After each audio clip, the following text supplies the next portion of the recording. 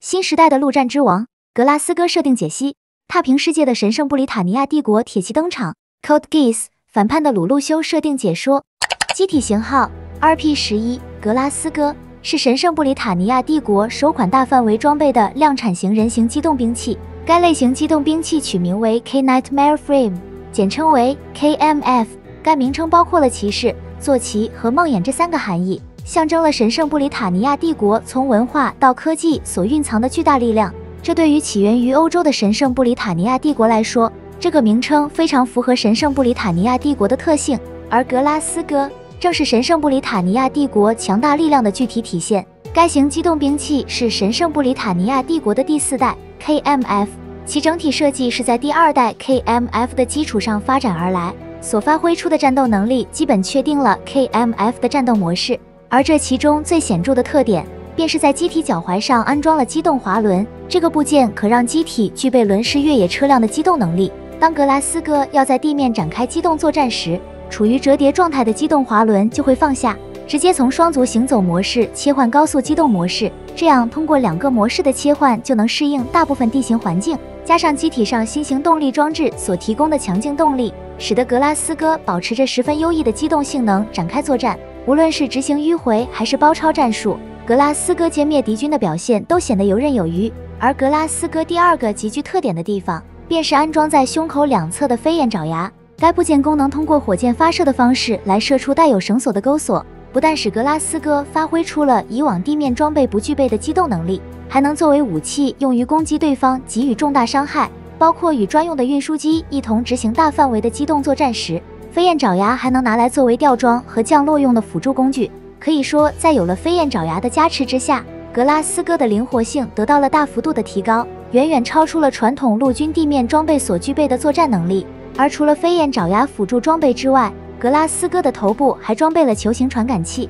该球形传感器集成了摄像机在内的多种类型电子设备，不但方便驾驶员用于观察外部环境，还可实时获取敌方单位速度、方位距离等方面的信息，包括机体周围环境相关的信息，也会在收集后集成处理反馈给驾驶员，由此为驾驶员制定最优战术或提供驾驶辅助。这对比同时期的各型地面装备，可以说球形传感器在态势感知上所带来的提升，让格拉斯哥的战斗力发生了质的变化，并且这个球形探测器还能展开外壳后显露出来，以便将探测性能发挥到最大，从而将锁敌范围和探测精度提升到最高水平。而在武装方面，格拉斯哥主要使用的是带有榴弹发射器的突击步枪，尽管该枪的攻击方式跟步兵人员使用的同类武器一样，但输出的火力与陆军地面装甲单位属于是同一级别，很轻易的就能击穿各型装甲车辆的防护。如果遭遇到的是防护力水平很高的主战坦克，格拉斯哥则还有其他选用武器来应对，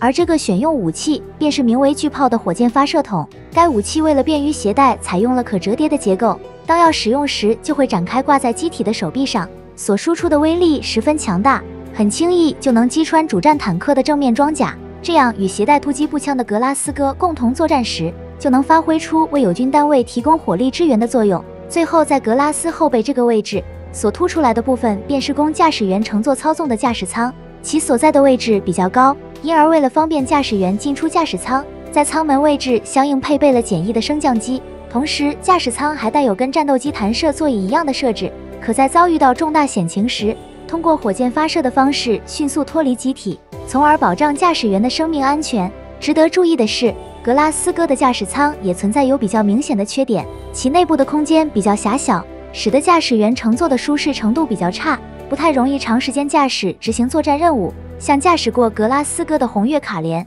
他就有提到过格拉斯哥的驾驶舱存在散热不良的情况，而他所驾驶的格拉斯哥便是这架涂装为红色的机体。这架红色格拉斯哥在登场时，时间已经距离日本沦为11区后的7年时间。此时神圣布里塔尼亚帝国的格拉斯哥基本退役，取而代之的便是第5代 KMF 桑德兰，其各方面的性能对比格拉斯哥均有所提升，两者之间的性能差距在新宿事件的战斗中就得到了体现。虽然红月卡莲在出击后接连击落了数架作战飞机，但马上雷杰米亚驾驶的桑德兰就介入了这场战斗，其一登场就展示出了非凡的驾驶技术，结果一下子就重创了红月卡莲所驾驶的格拉斯哥。在飞燕爪牙被攻击受损无法使用的情况之下，红月卡莲不得不释放烟幕来阻止对方的进攻，这才得以脱离战斗，保全了自身。可见他所代表的日本反抗势力，即使拥有了曾经打败日本的格拉斯哥，也并不会就具备挑战神圣布里塔尼亚帝国驻日军队的能力。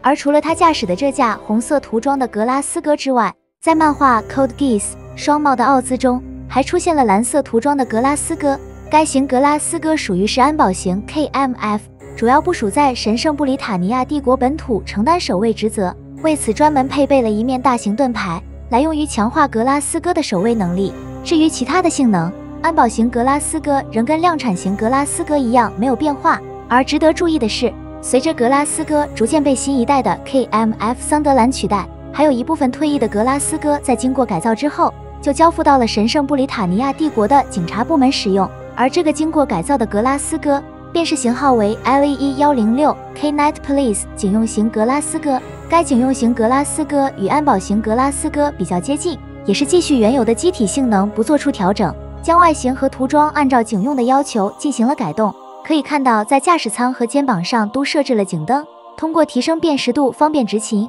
同时还对大腿进行了改造，以便收纳枪支装备。所配备的装备便是警用的冲锋手枪。该枪的威力虽然比不上格拉斯哥原有的突击步枪，但射速很高，在连续射击的情况之下，仍能有效击伤格拉斯哥。一度在黑色骑士团发起的 Refrain 工厂袭击事件当中，出其不意给予了红月卡莲驾驶的 KMF 重大打击。同时在手臂上还携带有弹簧刀，来用于应对各种执勤任务的需要，并且给安保型格拉斯哥配备的大型盾牌，也作为选用装备提供给警用型格拉斯哥作为防爆盾牌使用。基于以上这些装备，警用型格拉斯哥基本能满足维持占领区秩序的需要，大多数反抗组织的力量难以对警用型格拉斯哥造成威胁。不过也有相当数量的格拉斯哥在退役以后流入到了神圣布里塔尼亚帝国以外的组织，这其中就有一款是竞技型格拉斯哥，出自作品 Code Geass 双帽的奥兹，是来自和平烙印组织的欧路菲泽冯，参加泰国地下 KMF 决斗赛所使用的机型，其左肩上印有欧路菲专属的天琴龙纹标识。除了这一款格拉斯哥之外，还有一款经过性能调整的格拉斯哥，其在性能上要比前一款的格拉斯哥提升了不少。虽然这一款格拉斯哥成功将性能发挥到了极致，但性能表现仍不满足驾驶员欧路菲的需要，为此还专门深度改进了一型格拉斯哥，提供给欧路菲使用。而这一型改进后的格拉斯哥，便是型号为 RP11SC 的欧路菲专用型格拉斯哥。该型格拉斯哥虽然只是白岩的临时代替使用的机型，但在经过全面的性能改进之后，性能表现跟当时的新锐机型月下相比并不逊色，并且还专门配备了强力武装，也就是带有钻头的加特林机炮。该武器自带的钻头是 Mark 59反装甲战斗刃，也是近战用的高震动武器，这对于 KMF 具有极大的破坏力，并且还带有大容量的弹药箱，可长时间给予对手巨大的火力压制，这对于面对多个敌人的战斗极为有利。如果有必要，这一型深度改进的格拉斯哥仍能用回原格拉斯哥的制式武器。此外，在 Code Geass 王国的阿基德作品中，还有一型不同于原版涂装的格拉斯哥。该型格拉斯哥一开始是佐山流从黑帮组织手里购得，但佐山流在拿到这一型格拉斯哥后，就通过事先设置好的炸弹将这伙黑帮全部消灭，由此来为在之前战斗中不幸阵亡的伙伴报仇。接着佐山流便驾驶这一型格拉斯哥进行了一场作战行动，通过设伏的方式向印优车队发起了袭击。尽管他凭借格拉斯哥的性能优势，成功击毁了3架负责护卫的加德梅尔，但最终还是被阿基德扭转了这场战斗的形势。他利用钩索快速突击到格拉斯哥的底下，去抓住对方胯下视野盲区这一个机会，然后使用榴弹枪连续攻击，就这样将佐山流的格拉斯哥击破，结束了战斗。值得一提的是，佐山流驾驶的格拉斯哥与加德梅尔战斗的过程中，使用上了左上臂上的冰镐用于近战，其场面看起来显得非常犀利。几下的功夫，格拉斯哥就敲穿了加德梅尔的外甲，就这样在被击破后炸成了碎片。由此可见，格拉斯哥的近战能力并不逊色。至此，基于以上可以得出，格拉斯哥作为第4代 KMF， 已在世界多个地方的战斗中投入使用，这证明了格拉斯哥成功引领了 KMF 的发展浪潮。而且从格拉斯哥开始应用的飞燕爪牙、球形探测器、机动滑轮、也为后来的机型奠定了3个需要具备的基本要素。